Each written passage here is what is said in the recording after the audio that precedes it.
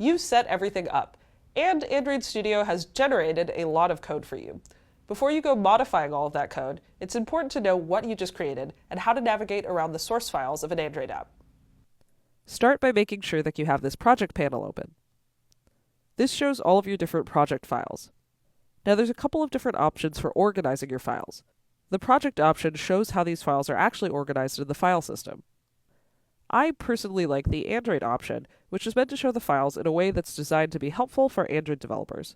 I'm going to be poking around these files using the Android option, so if you want to follow me, make sure that you're also on this option. Inside the app folder, you're going to see 4 subfolders: Manifest, Java, Generated Java, and Res. Let's start by taking a look at the Java folder. I'll go ahead and expand it now. This is where all of the main Kotlin code for the Android app lives. The Kotlin code will contain the core logic for your app. Now you may wonder why your Kotlin source code is in a Java folder. Well, there are historical reasons for this, but it also allows Kotlin code to interoperate seamlessly with code that's written in the Java programming language. As you can see, there's 2 test folders here. We're going to ignore those for now and focus on this main folder here. And in this folder, you'll see the main activity class, which I'll go ahead and open up. The main activity class was created when you created the project. It extends an important class called AppCompat_Activity, which makes this an activity class. I'll get into the specifics of what an activity is shortly. For now, know that activities are where the action is for our little app. Closing up the Java folder, let's go over to Res. The project creator also created a Res folder, which is used for resources. Resources in Android are static content that is used in your app. This means things like images, text strings, screen layouts, styles, and values such as hexadecimal colors and standard dimensions used in your app's layouts. Android apps separate Kotlin code, which is over in the Java folder, from your resources, which are here, as much as possible. This makes it much easier to find all of your strings or to find all of the icons used in the app. It also makes it easier to make a change to one of these files here and have an effect everywhere in the app that it's used.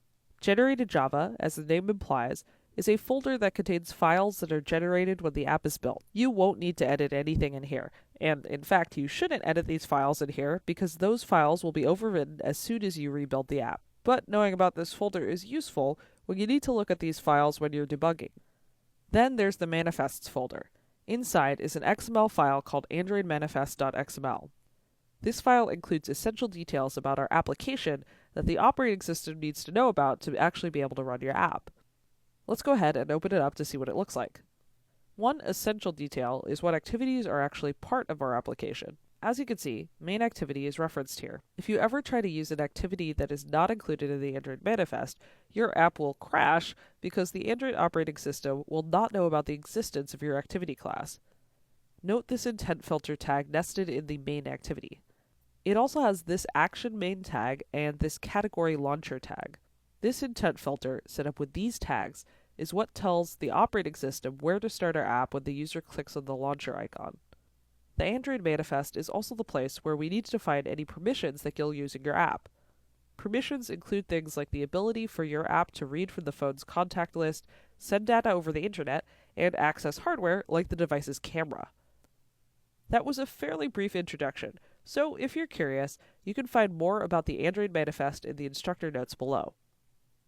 Opening this back up, there's one final portion of the app called Gradle scripts.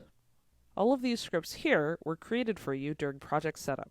What they currently do is take your Kotlin files and any external libraries that you might be, compile them, bundle up your Res folder, and generate an installable file known as an APK. When you run your app, you can see information about the Gradle build running down here. It'll also tell you when your APK is being installed. In summary, your Android project contains Kotlin files for the core logic of the app, a resource folder for static content such as images and strings, an Android manifest file that defines essential app details so that the OS can actually launch your app, and Gradle scripts for building and running your application.